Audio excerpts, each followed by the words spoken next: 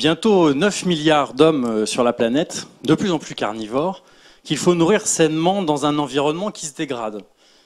Voilà l'équation que nous devons résoudre, et vite. Beaucoup d'inconnus dans cette formule, mais néanmoins une certitude est partagée. Le modèle agricole actuel est fortement critiqué pour son caractère intensif, non durable et toxique pour notre santé et notre environnement. Plusieurs options pour prendre une autre voie. Tout d'abord, les initiatives food tech.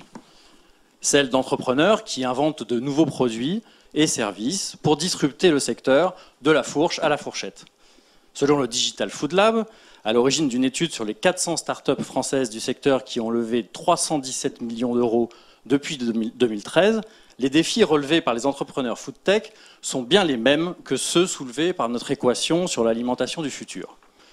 Alors, le monde des startups à la recherche de la rentabilité maximale serait compatible avec les caractéristiques de l'innovation responsable? Pour Socience, la réponse est oui.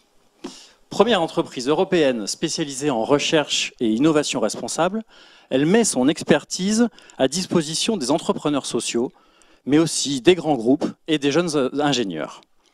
Sur la question du futur de l'alimentation, Socience a publié un dossier qui présente les enjeux actuels de l'agroalimentaire et met en avant les innovations capables de répondre aux défis de la sécurité alimentaire à l'échelle mondiale.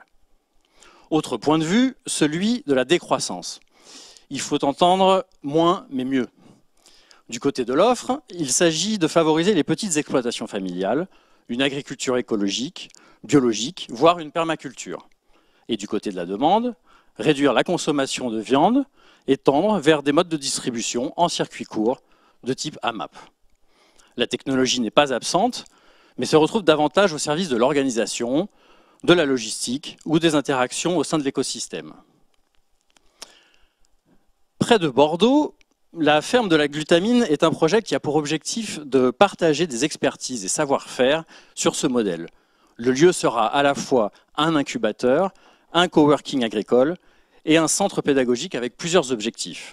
Former de jeunes maraîchers à l'agriculture biologique, faciliter leur insertion professionnelle, faire émerger de nouveaux savoirs en agroécologie, rapprocher l'agriculture des villes et sensibiliser le public aux questions d'alimentation et d'environnement. Plusieurs voies s'offrent donc aux producteurs, aux consommateurs et à tous les intermédiaires pour changer d'ère alimentaire. Il paraît que nous avons un deuxième cerveau dans notre tube digestif.